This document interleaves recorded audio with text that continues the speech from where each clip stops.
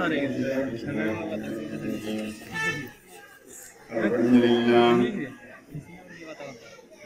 لله نحمده ونستعينه ونستغفره ونؤمن به ونتوكل عليه ونعوذ بالله من شرور أنفسنا ومن سيئات أعمالنا من يهده الله فلا مضل له ومن يضلل فلا هادي له ونشهد أن لا إله إلا الله وحده لا شريك له ونشهد أن سيدنا ونبينا ومولانا محمدا عبده ورسوله قال الله تعالى في شان حبيبه مخبرا وآمرا إن ملائكته يصلون على النبي يا أيها الذين آمنوا صلوا عليه وسلموا تسليما صلى الله على سيدنا محمد وعليه وأصحابه وسلم صلى الله على سيدنا محمد وعليه وأصحابه وسلم صلى الله على سيدنا محمد وعليه وأصحابه وسلم اللهم صل على سيدنا مولانا محمد وعلى آل سيدنا مولانا محمد اللهم صل على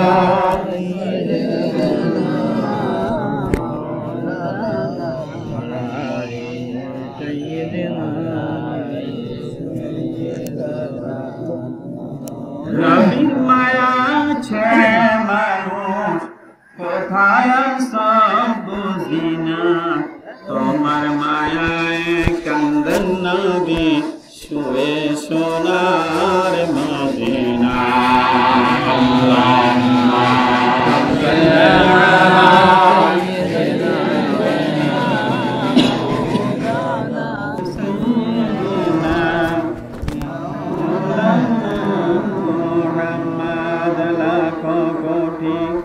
সালাম জানাই আমার দয়াল নবীর কদমে যার সিলায় নাজাত পাবা রোজ হাশরের ময়দানে আল্লাহুম্মা সাল্লি আলা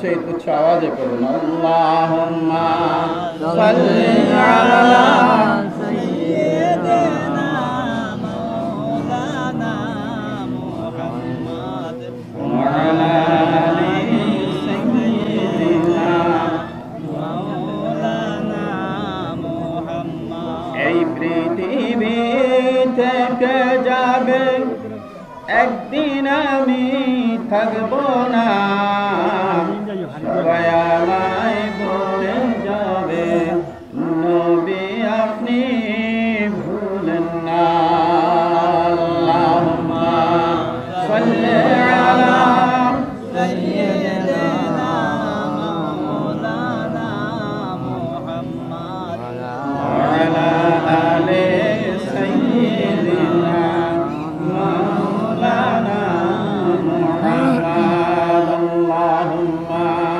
সাল্লি আলা সাইয়্যিদিনা মাওলানা ওয়া আলা আলি সাইয়্যিদিনা মাওলানা মুহাম্মদ বালাগাল উলা বিকামালিহি كشفت بجماله حسنت جميع خصاله صلوا عليه وآله بلغ العلا محمد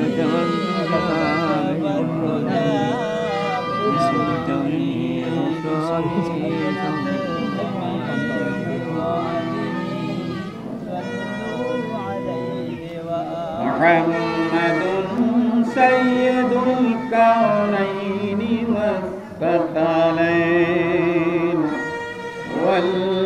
والفريقين من عرب ومن عجم بلغ العلا بكماله كشف الدجى بجماله حسنت جميع خصاله صلوا عليه وآله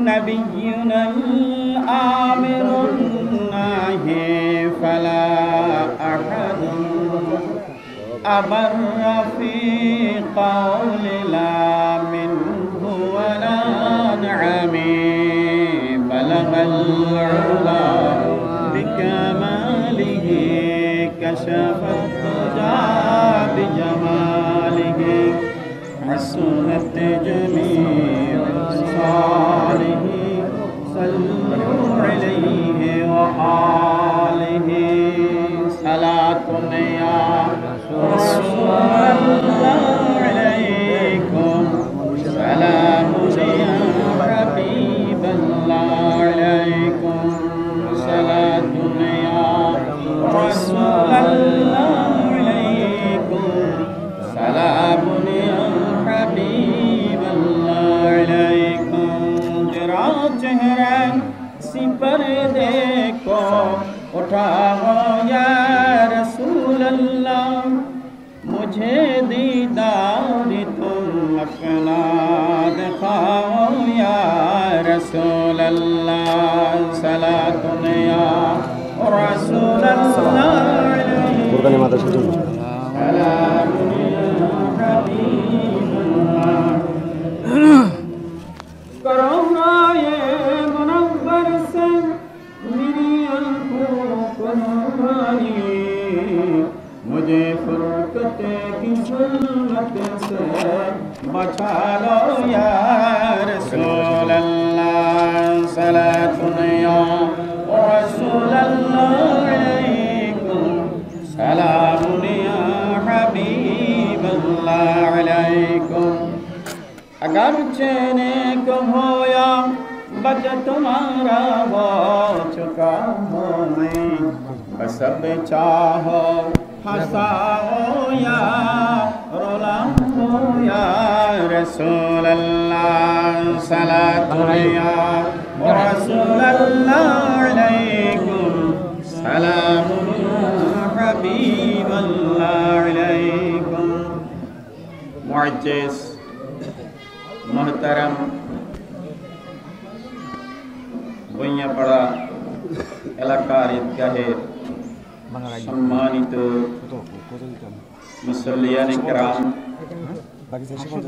পর্দার আড়ালে পর্দানশীন দিনদার মুত্তাকি রোজাদার মা ও বোনেরা আসসালামু আলাইকুম রাহমাতুল্লাহি ওয়া বারাকাতুহু قال الله تعالى عز وجل في القرآن الكريم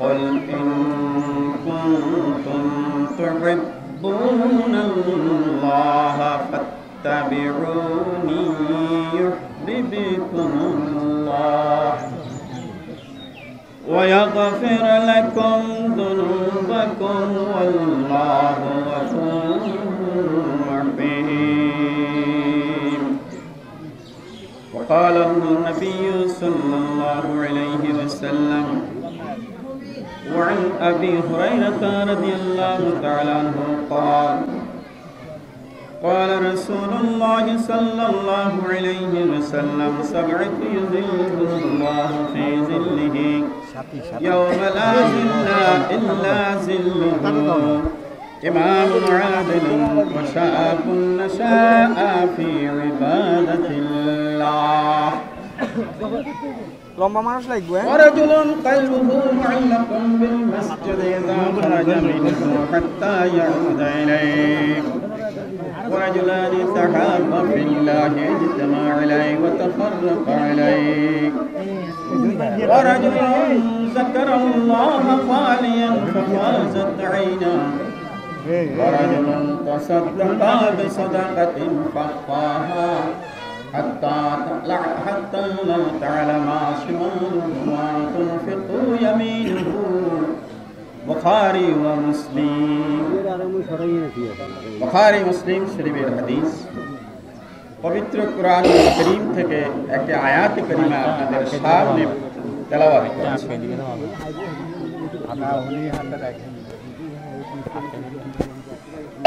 আটকা দিমু মাইক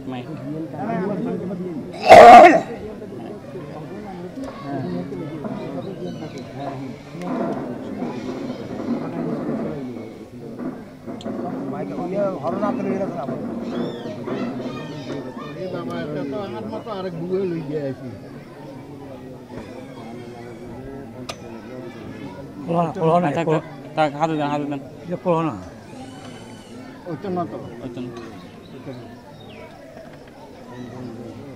আল্লাহ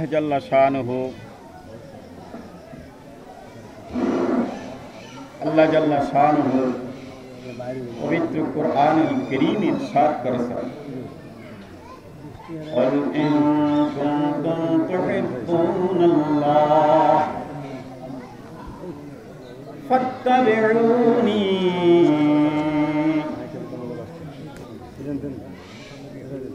يحببكم الله ويغفر لكم ذنوبكم والله غفور رحيم হে হাবিব আপনি বলে দিন তুহিব্বুনাল্লাহ তোমরা যদি আল্লাহ জাল্লা শানুর ভালোবাসা পেতে চাও মহব্বত পেতে চাও ফাত্তাবিউনি আমি রাসূলের ইত্তেবা করো আমি রাসূলের আদর্শকে ভালোবাসো আমি রাসূলের জিন্দেগি তোমাদের মধ্যে প্রতিষ্ঠিত উম্মতে মুহাম্মদুর রাসূলুল্লাহ সাল্লাল্লাহু আলাইহি সাল্লামের উম্মত আমরা শ্রেষ্ঠ উম্মত কি বলেন উম্মত ঈসা আলাইহিস সালাতু ওয়াস সালাম দোয়া করেছেন আল্লাহ আমাকে নবী না বানাইয়া যদি মুহাম্মদুর রাসূলুল্লাহর উম্মত বানাতেন তাহলে আমার মর্যাদা বেশি হতো হাদিসে কুরসিতে রয়েছে ওয়া ইন্নাল জান্নাতা লামুহাররামাতুন আলা জামিউল উমামে হাত্তা ইয়াদখুলাহা হাবিবি মুহাম্মদুর রাসূলুল্লাহ সাল্লাল্লাহু আলাইহি সাল্লাম ওয়া উম্মতুহু নবী মুহাম্মদুর রাসূলুল্লাহ সাল্লাল্লাহু আলাইহি ওয়াসাল্লাম ইরশাদ করেছেন হাদিসে কুরসি নিশ্চয় বেহেশত কেউ প্রবেশ করতে পারবে না যতক্ষণ পর্যন্ত মুহাম্মদুর রাসূলুল্লাহ জোরে বলেন সাল্লাল্লাহু আলাইহি ওয়াসাল্লাম বেহেশতে পা না দিবে বেহেশতে প্রবেশ না করবে এতক্ষণ পর্যন্ত কেউ বেহেশতে যেতে পারবে না ওয়া উম্মতুহু রাসূল পাক সাল্লাল্লাহু আলাইহি ওয়াসাল্লামের সঙ্গে তার উম্মতেরা বেহেশতে যাবে সর্বপ্রথম বেহেশতে যাবে মুহাম্মদুর রাসূলুল্লাহ তার উম্মত হাত্তা ইয়াদখুলাহা হাবিবি মুহাম্মদুর রাসূলুল্লাহ ওয়া উম্মতুহু আল্লাহর হাবিব মুহাম্মদুর রাসূলুল্লাহ সাল্লাল্লাহু আলাইহি ওয়াসাল্লাম এবং তার উম্মতেরা বেহেশতে প্রথম ঈসা আলাইহিস সালাম নবী হয়ে দোয়া করেছেন যার উপরে আল্লাহ তাআলা কিতাব নাযিল করেছেন ঈসা আলাইহিস সালাম চারটি বড় কিতাবের মধ্যে একটি কিতাবের মালিক ঈসা আলাইহিস সালাম সেই ঈসা আলাইহিস সালাম আল্লাহর কাছে দোয়া করেছে যে আমি যদি নবী না হইয়া মুহাম্মদুর রাসূলুল্লাহর উম্মত হতাম তাহলে আল্লাহর দরবারে আমার মর্যাদা বেশি হতো সেই নবী মুহাম্মদুর রাসূলুল্লাহ সাল্লাল্লাহু আলাইহি ওয়াসাল্লামের উম্মত আল্লাহর নবীর আদর্শ যাদের কাছে আছে নবী মুহাম্মদুর রাসূলুল্লাহ সাল্লাল্লাহু আলাইহি ওয়াসাল্লামের আদর্শ মান আহাব্বা সুন্নতি ফাকাদ আহাব্বানি ওয়ামান আহাব্বানি কানা মাই ফিল জান্নাহ। রাসূল পাক সাল্লাল্লাহু আলাইহি ওয়াসাল্লাম ইরশাদ করছেন, মান আহাব্বা সুন্নতি, যে ব্যক্তি আমার আদর্শকে ভালোবাসে, আমার সুন্নতকে ভালোবাসে, ফাকাদ আহাব্বানি, নিশ্চয় আমি রাসূলকে ভালোবাসলো। ওয়ামান আহাব্বানি, যারা আমি রাসূলকে ভালোবেসেছে, কানা মাই ফিল জান্নাহ, তারা আমি রাসূলের সাথে জান্নাতুল ফেরদাউস বেহেশতে থাকবে। রাসূলুল্লাহর সাথে বেহেশতে থাকার আরজু আছে? জোরে বলেন আছে? এত আস্তে কা বেহেশতে থাকার আরজু রাসূলুল্লাহর সাথে, হ্যাঁ আরো জোরে আওয়াজ করে বলেন, আল্লাহর নবীর সাথে আমরা বেহেশতে থাকতে চাই। কি বলেন? আলহামদুলিল্লাহ, সকালে বলেন আলহামদুলিল্লাহ। রাসূল পাক সাল্লাল্লাহু আলাইহি ওয়াসাল্লাম আমরা যেন জান্নাতুল ফেরদাউস বেহেশতে থাকতে পারি। আমরা বাংলাদেশের মানুষ, কি বলেন? আমরা বাংলাদেশের মানুষ। মক্কা শরীফ, মদিনা শরীফ আমরা জন্মগ্রহণ করতে পারি নাই। মক্কা শরীফ, মদিনা শরীফে যারা জন্মগ্রহণ করেছে, বয়স্তা ইয়াউমাল কিয়ামত আমিনিন, তাদের সম্পর্কে বলা হয়েছে তারা কিয়ামতের ময়দানে আমান হিসাবে থাকবে। তারপরেও বাংলাদেশের মানুষ মক্কা শরীফ, মদিনা শরীফের বহু দূরে, কি বলেন? আমরা বহু দূরে না? আমাদের আরজু থাকা, বেশি বেশি আরজু থাকা দরকার যে মুহাম্মদুর রাসূলুল্লাহ সাল্লাল্লাহু আলাইহি ওয়াসাল্লাম যে বেহেশতখানাতে থাকবেন, আমরা যেন সেই বেহেশতের আশেপাশে থাকতে পারি। কি বলেন? রাজি আছেন তো? তাহলে আল্লাহর নবীর সুন্নতের প্রতি মুহাব্বত, আল্লাহর নবীর আদর্শিত হতে হবে আমাদের। হুব্বে রাসূল, কি বলেন? হুব্বে রাসূল, রাসূলের মুহাব্বত, রাসূলের মুহাব্বত আমাদের কাছে থাকতে হবে। রাসূলের আদর্শ আমাদের কাছে থাকতে হবে। রাসূল পাক সাল্লাল্লাহু আলাইহি ওয়াসাল্লাম দুনিয়াতে যা করেছেন, যা করতে নির্দেশ করেছেন, আল্লাহর নবীর সুন্নাত এবং কোরআন রেখে গিয়েছেন। লান তাদিল্লু বলা হয়েছে, যদি এই দুটোটা সুন্নাতকে, এই দুটোটা আদর্শকে, কোরআন এবং হাদিসকে যদি আমরা আঁকড়িয়ে ধরি, তাহলে গোমরাহ হওয়ার কোনো কারণ নাই। তাই পবিত্র ঈদুল আজহার ময়দানে এসেছি আমরা, যারা আজকে রমজান শরীফের রোজা রেখেছি, তারা হচ্ছে আফতার, ঈদুল লিল আফতার, তারাই হচ্ছে নিফতার। ওয়া ঈদুল লিল ফুজ্জার, যারা এই রমজান মাসে রোজা রাখে নাই, তারা কি বেওফা, নাদান, তারা অত্যন্ত খারাপ লোক। ঈদ ওদের জন্য এসেছে যারা পবিত্র রমজান মাসে রোজা রেখে আল্লাহর দরবারে এসে খোলা মাঠে আল্লাহর কাছে ফরিয়াদ করবে, তাদের জন্য এসেছে। নতুন কাপড় আর ভালো খানার জন্য ঈদ আসে নাই, বেহেশতে প্রবেশ করার জন্য ঈদ এসেছে। বেহেশতি হওয়ার জন্য, জান্নাতি মানুষ হওয়ার জন্য ঈদ আমাদের কাছে এসেছে। তাই পবিত্র রমজান মাসের রোজা যারা রেখেছেন, আজকে তাদের জন্য ঈদের খুশি, তাদের জন্য সেই আল্লাহর রহমত তাদের জন্য বর্ষিত। আমি পবিত্র কুরআনুল কারীম থেকে আয়াত কারীমা তেলাওয়াত করেছিলাম।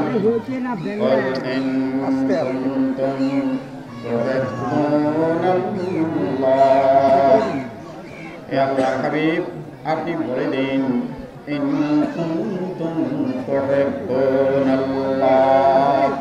যদি আল্লাহর মহব্বত, আল্লাহর ভালোবাসা পেতে চাও, ফাত্তাবিউনি, আমি রাসূলের ইত্তেবা করো, আমি রাসূলের ইত্তেবা করো।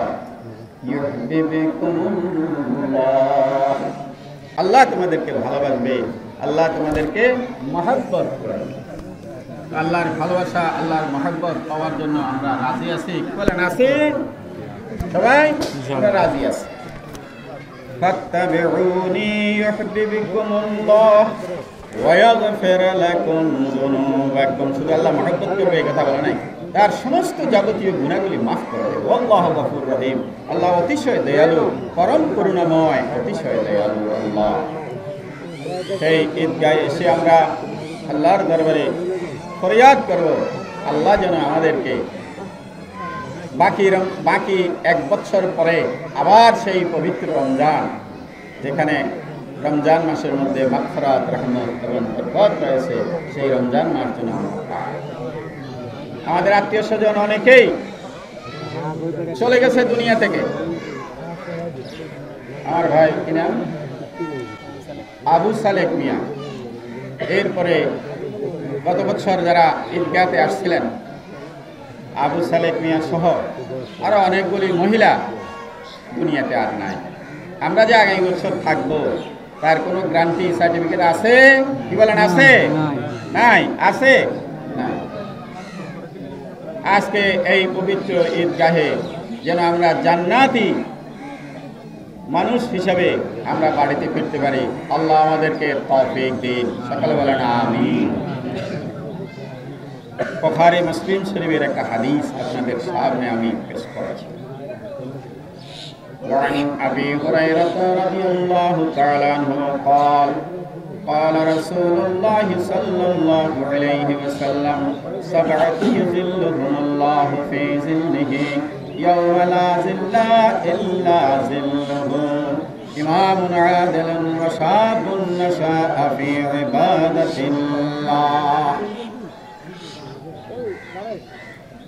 নবী মুহাম্মদ রাসূলুল্লাহ সাল্লাল্লাহু আলাইহি ওয়াসাল্লাম ইরশাদ করেছেন, যেদিন কোনো ছায়া থাকবে না, যেদিন কোনো ছায়া থাকবে না, সব প্রলয় হয়ে ইযাস সামাউন ফাতারাত, আসমান ফেটে যাবে, ওয়াইযাল কাওয়াকিবুন তাসারাত, গ্রহ নক্ষত্র সব খসে পড়ে যাবে, ওয়াইযাল কুবুর বুসরাত, কবর থেকে সব ভেদ করে উঠে যাবে, কবর উন্মোচিত হয়ে যাবে, কবরের মুখ খুলে যাবে, ওয়াইযাল বিহারু ফুজ্জিরাত, সাগর উত্তোলিত হয়ে যাবে, সাগরের তলা উপরে চলে আসবে, গভীর সাগর এখনো নির্ণয় করা যায় নাই কত গভীর আছে, সাগরের তলা কত নিচে এখনো নির্ণয় করা যায় নাই, কিন্তু সেই সাগরের তলা উপরে জমিন তামা হয়ে যাবে, সূর্য নিকটে এসে যাবে, বৎকারদের মাথা সূর্যের উত্তাপে ফেটে যাবে, মগজ ভাতের মতো উচ্চাইতে থাকবে।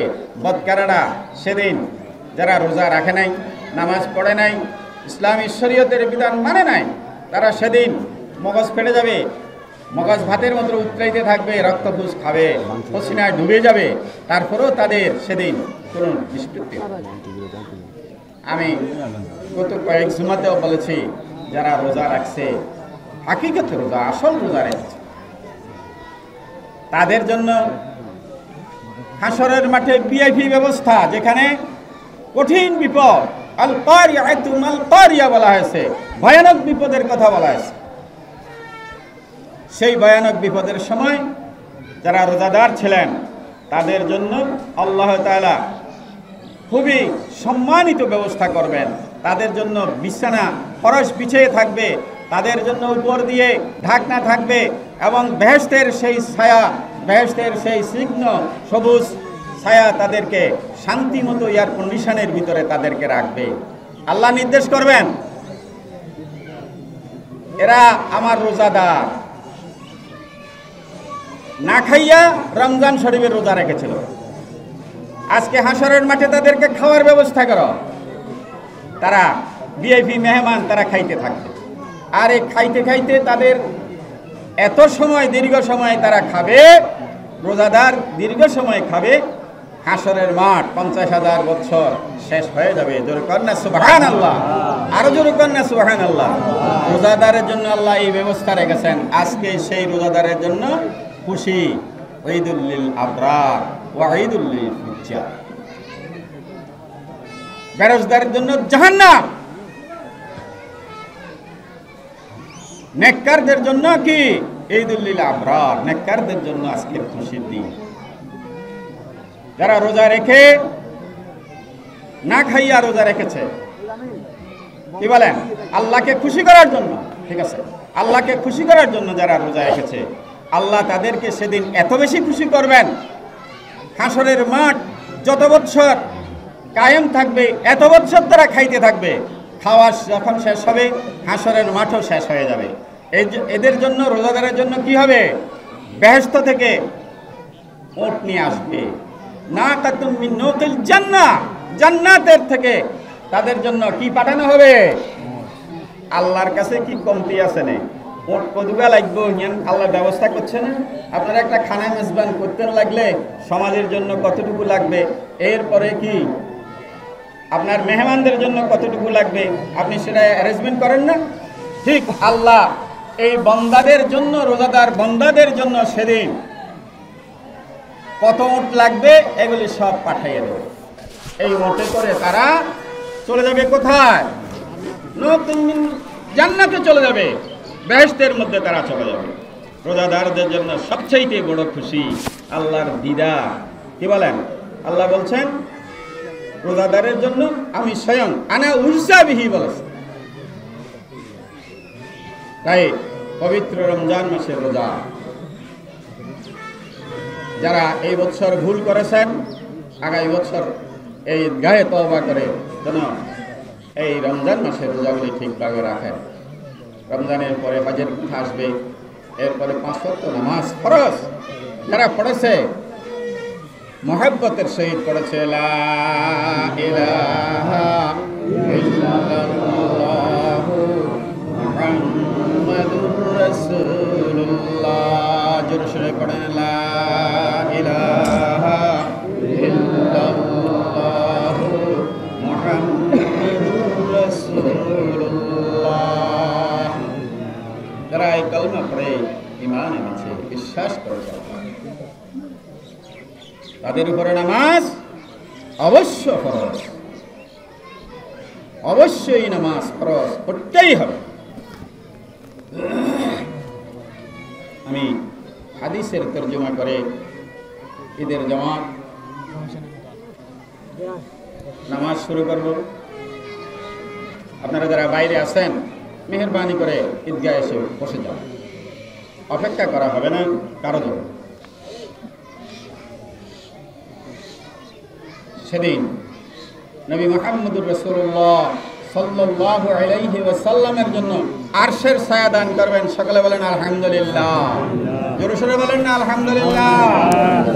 আরশের ছায়া তলে থাকতে রাজি আছেন? কে কে চায় হাত তুলেন দেখি। বেহেশতের আরশের ছায়া তলে সবাই আরশের ছায়া তলে থাকতে রাজি আছেন?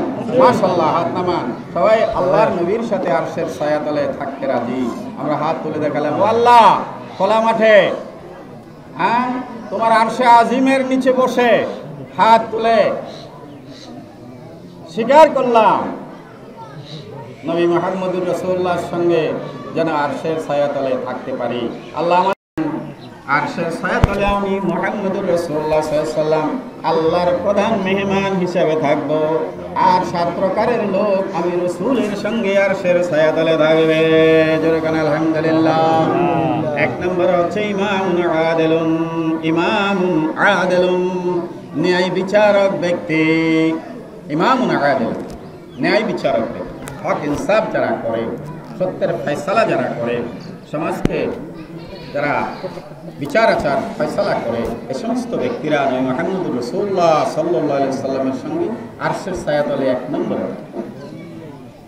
2 নম্বরে ওয়াশাবুন নাশাআ ফি ইবাদাতিল্লাহ, ওই সমস্ত যুবকেরা যারা যৌবন শক্তি দ্বারা আল্লাহর ইবাদত করেছে। কি বলেন? যৌবন শক্তি দ্বারা আল্লাহর ইবাদত করেছে। যৌবন শক্তির গুরুত্ব অনেক বেশি। যৌবন শক্তি দ্বারা আল্লাহর ইবাদত করেছে, বুড়া হয়ে গেলে ইবাদত বন্দি নামাজ করকাত করছে ভুলে যায়, কোন সূরা আগে পড়তে হবে কোন সূরা পরে পড়তে হবে সেটা ভুলে যায়। 3 নম্বরে আল্লাহর নবীর সাথে আরশের ছায়াতলে থাকবে ওরা ওয়ারাজুলুন কলবুহু মুআল্লাকুন বিল মসজিদে যা খরাজা মিনহু হাত্তা ইয়াউদা ইলাইহি। 3 নম্বরে সমস্ত ব্যক্তিরা আমি রাসূলের সাথে আরশের ছায়াতলে থাকবে যারা মসজিদকে অন্তরের সহিত ভালোবাসে, অন্তরের সহিত মসজিদকে মহব্বত করে।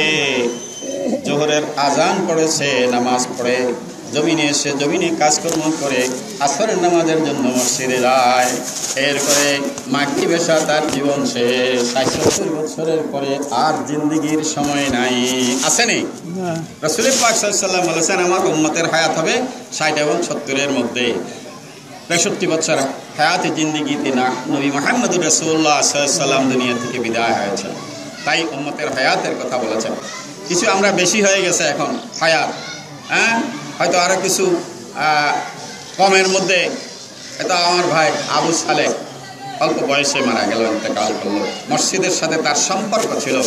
আল্লাহ তাকে জান্নাতে আলা নসিব করেন, জোরে বলেন আমিন। আরো জোরে বলেন আমিন। মসজিদের কাজকর্ম করার জন্য আমি তো অল্প দিনের ভিতরে দেখেছি, মসজিদের কাজকর্ম করার জন্য, ঈদগাহের কাজকর্ম, বিভিন্ন কাজকর্ম, আল্লাহ তাকে জান্নাতে আলা নসিব করেন, জোরে বলেন আমিন। রাসূল পাক সাল্লাল্লাহু আলাইহি ওয়াসাল্লাম ইরশাদ করেছেন,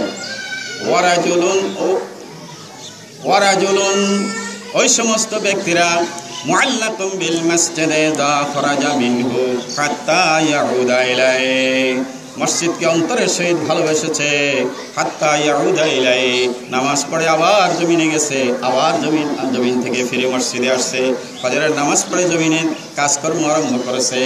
এই ফজরের নামাজ পড়ে যারা জমিনে কাজকর্ম করবে, নামাজ পড়ার যেই ফজিলত, যেই সওয়াব, কাজকর্ম করলে, জমিনে কাজকর্ম করলো, তার সেই সওয়াব আল্লাহ তাআলা তাকে দিবেন। জোরে করে সবাই 5 ওয়াক্ত নামাজ পড়তে আমরা রাজি আছি নাকি বলেন? জোরে করে আছে। আল্লাহ আমাদের তৌফিক দিন যেন আমরা 5 ওয়াক্ত নামাজ পড়ে এই দুনিয়া থেকে যেতে পারি। কি বলেন? আমার আব্বা চলে গেছে, আম্মা চলে গেছে, আমার ভাইয়েরা অনেকেই চলে গেছে, আমার ক্লাসমেট সাথীরা অনেকে চলে গেছে, আমাদেরকেও যেতে হবে। কি বলেন? কেউ আগে, কেউ পিছিয়ে রওনা, কেউ আগে যেতে হবে, কেউ পিছিয়ে যেতে হবে। তাই আমাদেরকে যেতে হবে জমিন থেকে। তাই আপনাদের কাছে আমার অনুরোধ থাকবে যেন আমরা এই জমিনে আল্লাহর ইবাদত করে জমিন থেকে আমরা যেন যেতে পারি। আল্লাহ আমাদেরকে তৌফিক দিন। আমিন।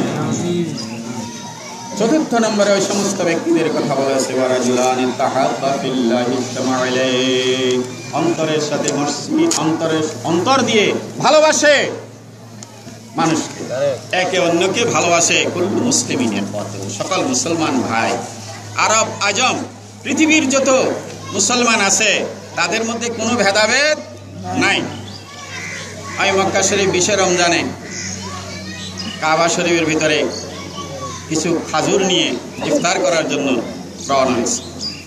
দেখলাম 20 রমজানে একদম কাবা শরীফের চারপাশে গালিচা বিছাইয়া একদম মোটা মোটা সুন্দর সুন্দর মানুষ চাকি টাকি লাগাইয়া বসে আছে নতুনভাবে। এর আগের দিন ছিল না, 19 রমজানে ছিল না, 20 রমজানে দেখলাম। মক্কা শরীফে 20 রমজানের সকল মন্ত্রী মিনিস্টার হইতে আরম্ভ করে মক্কা শরীফের সকল লোকেরা এতেকাফে আসে। জোরে করেন আলহামদুলিল্লাহ। এতেকাফ সুন্নতে মুআক্কাদা হলো, তারা এটারে খুব গুরুত্ব দেয়। আমি তাদের দিকে, চেহারার দিকে তাকাইয়া সামনের দিকে রওনা হচ্ছি যে আজকে এত দামি দামি মানুষগুলো দেখা যাক কি চেহারা তাদের। আমাকে একজনে ডাকিয়ে বসলো, যে আমি তার চেহারার দিকে তাকাইছি, আমাকে ডাকছি, বসো, এজলিস। বসলাম, বসার পরে তার সাথে কথাবার্তা হলো। আমি জিজ্ঞাসা করলাম, তোরা আজকে কেন আসছো? বলে আমরা কি ইতিকাফে আসছি।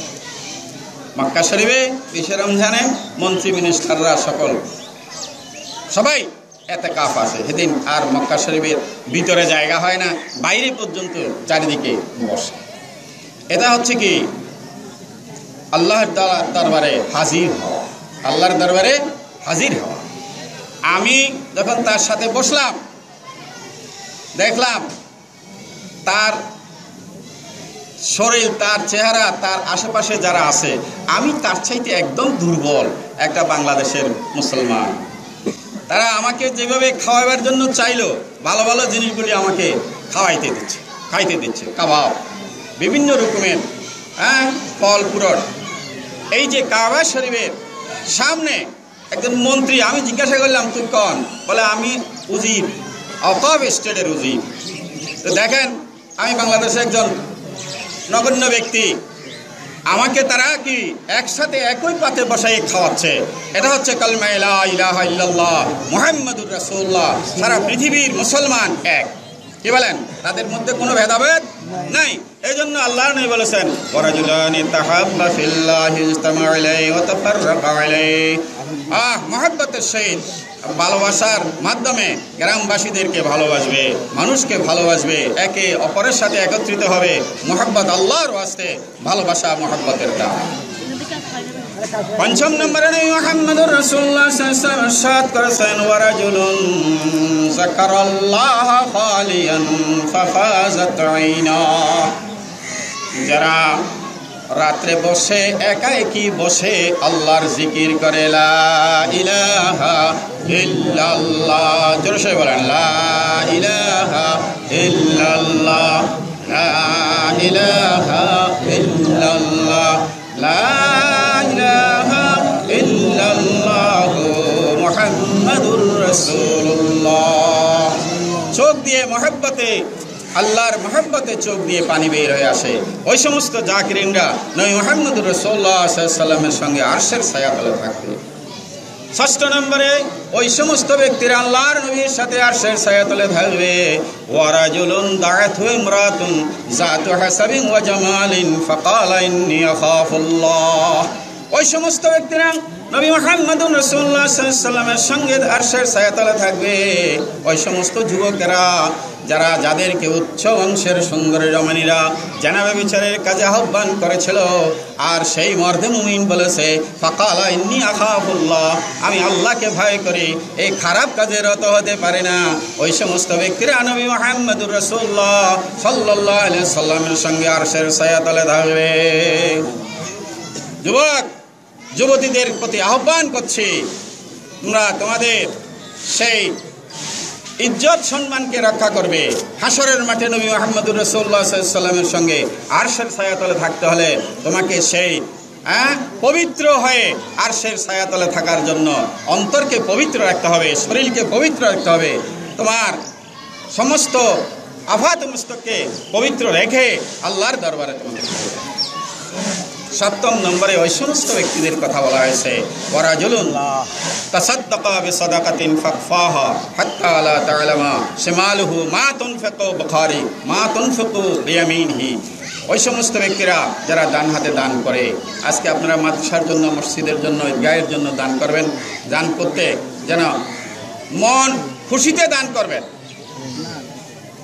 ডান হাতে দিলে বাম হাতে খবর রাখে না, এই জাতীয় তারা সেদিন নবী মুহাম্মদুর রাসূলুল্লাহ সাল্লাল্লাহু আলাইহি ওয়াসাল্লামের সঙ্গে আরশের ছায়াতলে থাকবে। আল্লাহুম্মা সাল্লি আলা সাইয়্যিদিনা মুহাম্মদ ওয়া আলা আলি সাইয়্যিদিনা মুহাম্মদ।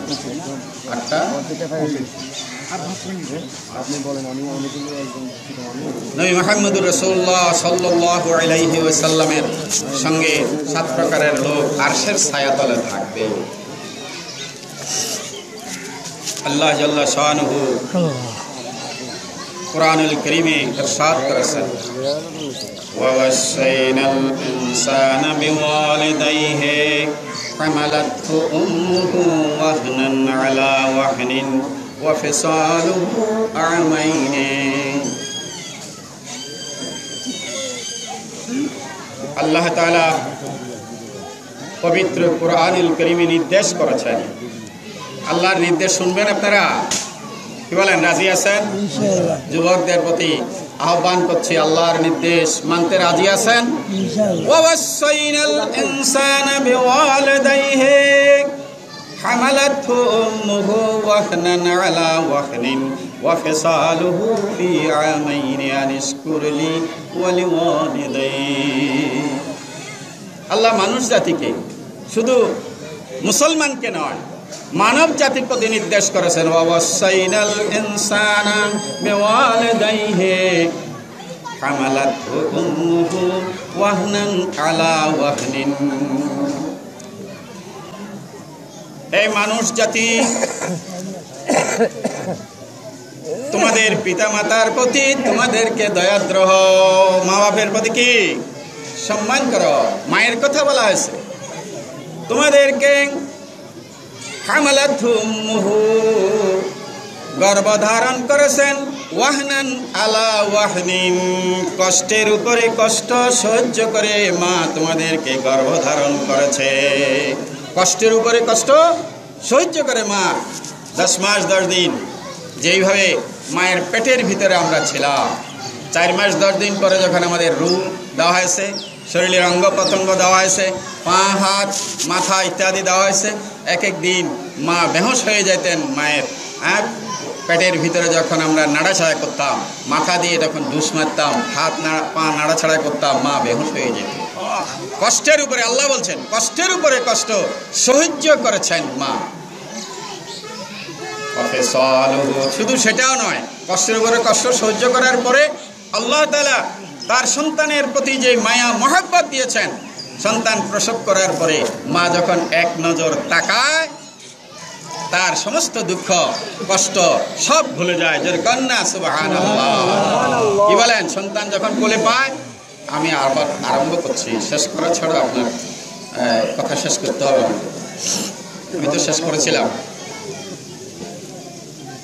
ওয়াহানান আলা ওয়াহানিন, কষ্টের উপরে কষ্ট সহ্য করেছে মা। কি করেছে? কষ্টের উপরে সহ্য করেছে। নবী মুহাম্মদুর রাসূলুল্লাহ সাল্লাল্লাহু আলাইহি ওয়াসাল্লাম নিকট জিজ্ঞাসা করা হলো, আব্বা আম্মা দুইজন কার খেদমত বেশি করতে হবে? আল্লাহর নবী বলেছেন, তোমার মায়ের। এরপরে কার? তোমার মায়ের।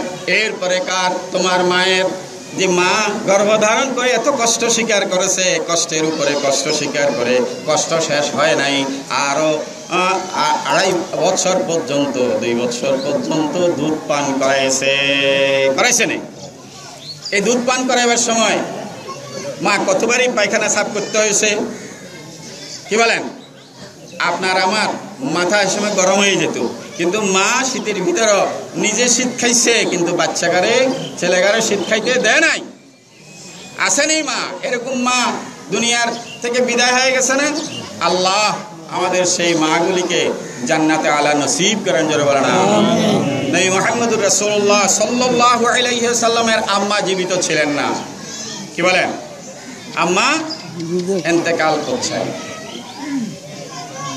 নবুয়ত প্রাপ্তির পর আল্লাহর নবীর দুধ মা হালিমাতা সাদিয়া রাদিয়াল্লাহু তাআলা আনহা আসলেন নবী মুহাম্মদ রাসূলুল্লাহ সাল্লাল্লাহু আলাইহি ওয়াসাল্লাম যা দুধ পান করেছেন। আল্লাহর নবী উঠে সামনের দিকে রওনা হলেন। দুধ মা হালিমা আসতেছে দেখে খুশি হয়ে নবী মুহাম্মদুর রাসূলুল্লাহ সাল্লাল্লাহু আলাইহি ওয়াসাল্লাম উজায়া নিয়ে আসলেন। আনি চাদর মুবারক খানা ওড়না, নিজের গায়ের চাদর মুবারক খানা বিছাই দিলেন। বিছাই দিয়া বাতাস করলেন। এরপরে ভালো ভালো খানা পিনা খাওয়ালেন। এরপরে কিছু মালপত্র টাকা পয়সা দিয়ে তাকে আবার উজায়া দিলেন। জোরে বলেন না সুবহানাল্লাহ। সাহাবায়ে কেরাম আরজ করলেন, ইয়া রাসূলুল্লাহ, আপনি আমাদের সাথে কথাবার্তা বলতেছিলেন, এমন সময় আপনি উঠে সামনের দিয়ে গেলেন।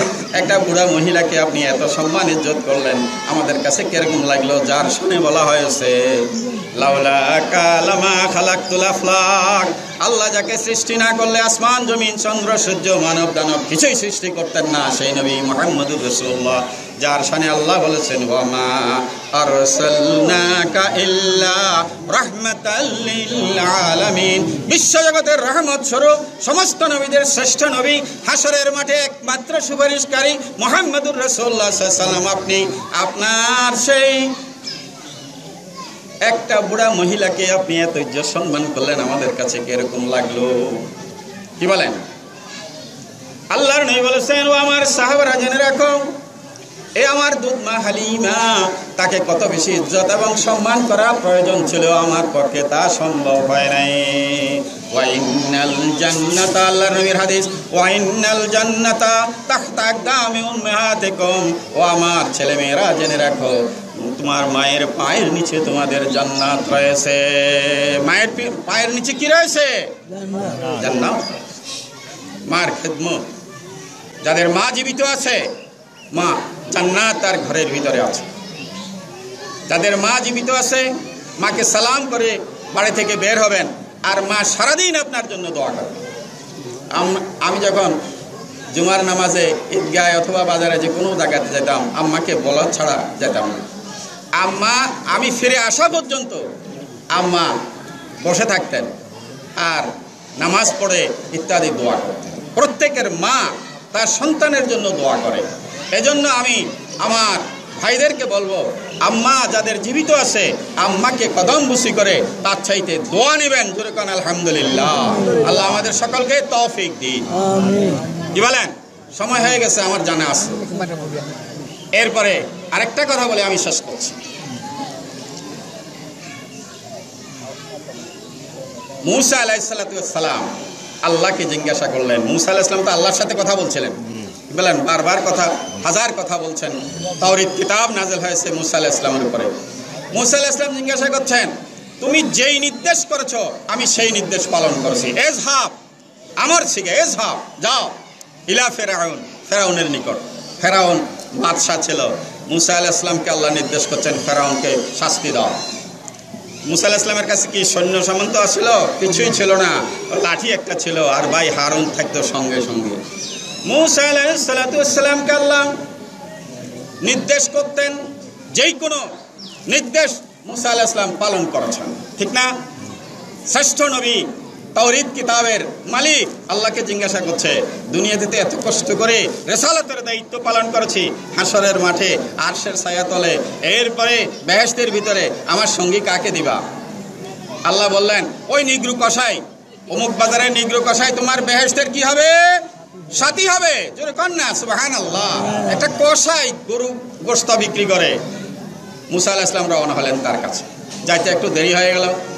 এখন তো গাড়ি ঘোড়ার যুগ, তখন তো গাড়ি ঘোড়ার যুগ ছিল না, হাঁটি হাঁটি গেছে। মুসা আলাইহিস সালাম যখন গেলেন, দেখলেন কসাই তার ছুরি টুরি ধুই টুই বান্দি টান্দি বসে রয়েছে। যাই সালাম দিলেন, বলে হুজুর আপনি আসতে এত দেরি হলো, আমি তো একজন মেহমান ছাড়া কোনোদিন খানা খাই না, আজকে আমি বসে আছি, আপনি আসবেন এজন্য। মুসা আলাইহিস সালাম মনে মনে চিন্তা করলেন যে আমি তো তার সঙ্গে কিছুক্ষণ থাকা দরকার, সে আমার বেহেশতের সাথী। রওনা হয়ে গেলেন বাড়িতে। বাড়িতে যেয়ে দেখলেন মুসা আলাইহিস সালামকে বসাইতে দিলেন, বসলেন। এরপরে ঘরের ভিতরে যাইয়া একটা বুড়া মা ছিল, মা পায়খানা টায়খানা করে কাঁচরা মাছটা করে সাফ করে পরিষ্কার করে একটা ভালো কাপড় পরিধান করে কিছু খানা খাওয়াইয়া মাকে ভালো বিছানা দিয়ে শোয়াইলেন। আর বলছেন যে আমার একটা মেহমান আছে, আম্মা আমি মেহমানটার সাথে কথাবার্তা বলি, ওনাকে কিছু খানা টানা খাওয়াইতে হবে। মা দোয়া করছে, কি দোয়া করছে? আল্লাহ এই জগতের শ্রেষ্ঠতম নবী মুসা আলাইহিস সালামের সাথে আল্লাহ তোমাকে জান্নাতি করুক। মায়ের দোয়া, ঠিক আছে না? আল্লাহ মুসা আলাইহিস সালামের নির্দেশ করছেন ওই তোমার সাথী। সাথী কিভাবে হলো? মায়ের দোয়ায়। মুসা আলাইহিস সালাম তার বেহেশতের সাথী পেলেন কাকে? নিগ্রু কসাইকে। কসাইয়ের মর্যাদা কত বেশি হয়েছে মায়ের দোয়ায়। তাই সকলকে আমি বলবো মায়ের দোয়া নিবে, মাকে সালাম করবে, মা কি খাইবে কি করবে জিজ্ঞাসা করবে, মার কি আরজু আছে এগুলি ইত্যাদি জিজ্ঞাসা করে মার থেকে দোয়া নিবে। আল্লাহ আমাদের সকলকে তৌফিক দিন, রাসূলের সুন্নাত পালন করে যেন আমরা চলতে পারি। আর আগামী বছর যেন আল্লাহ আমাদেরকে এই পবিত্র রমজান মাস এবং ঈদ নসিব করে সকলে বলেন আমিন। ওয়া আখিরু দাওয়ানা আলহামদুলিল্লাহি রাব্বিল আলামিন। আসসালামু আলাইকুম ওয়া রাহমাতুল্লাহি ওয়া বারাকাতুহু।